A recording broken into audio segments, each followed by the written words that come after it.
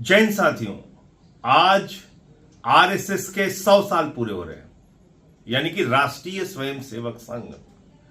नाम में क्या लिखा हुआ है? राष्ट्रीय। जब आप इसको पढ़ते हैं कि राष्ट्रीय स्वयंसेवक संघ है तो ऐसा लगता है कि पूरे राष्ट्र का प्रतिनिधित्व है इसमें। लेकिन 100 साल पूरे होने पे मेरे कुछ सवाल हैं। वो तीखे भी हैं, कड़वे भी हैं, लेकिन सच्चे भी हैं। 100 वर्षों में इस देश की 85% लोगों की हिस्सेदारी आरएसएस में क्यों नहीं हुई? 100 वर्षों में एक भी दलित आरएसएस का प्रमुख क्यों नहीं हुआ? एक भी आदिवासी आरएसएस का प्रमुख क्यों नहीं हुआ? एक भी पिछड़े वर्ग का व्यक्ति आरएसएस का प्रमुख क्यों नहीं हुआ? कभी आपने सोचा, कभी आपने विचार किया कि आरएसएस जो अपने आप को राष्ट्रीय स्वयंसेवक संघ कहती है, उस आरएसएस में एक भी आरएसएस का प्रमुख 85% आबादी से नहीं है। छोड़ दीजिए आप, दलित, पिछड़ा, आदिवासी तो नहीं है, एक भी महिला आज तक आरएसएस की प्रमुख नहीं हुई।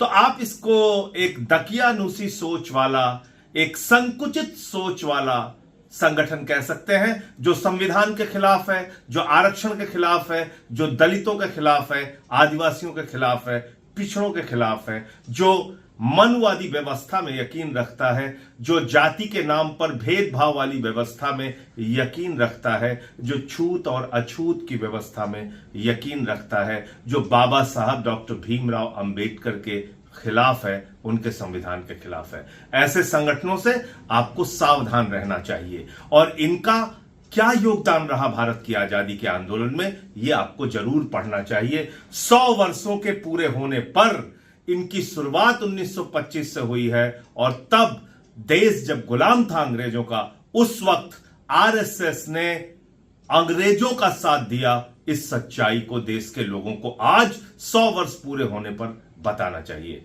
यह बताना चाहिए कि जब द्वितीय विश्व युद्ध हुआ तो अंग्रेजों की सेना में भर्ती करने के लिए आरएसएस के लोग हिंदुस्तानियों को प्रेरित कर रहे थे और कह रहे थे, अंग्रेजों की सेना में भर्ती हो जाओ, अंग्रेजों का साथ दो।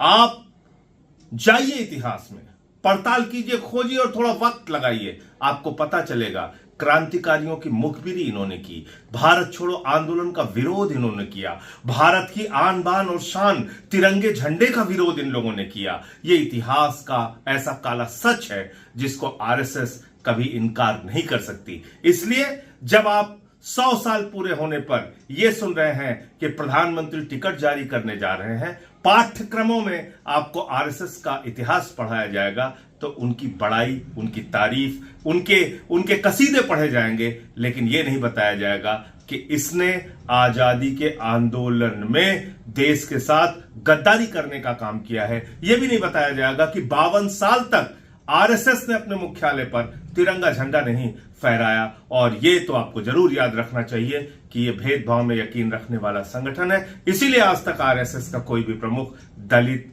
पिछड़ा, आदिवासी या महिला भी नहीं हुआ। जय हिंद।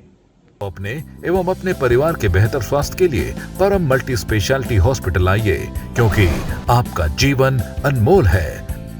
परम मल्टी स्पेशलिटी हॉस्पिटल, विजयंत खंड, गोमती नगर, लखनऊ।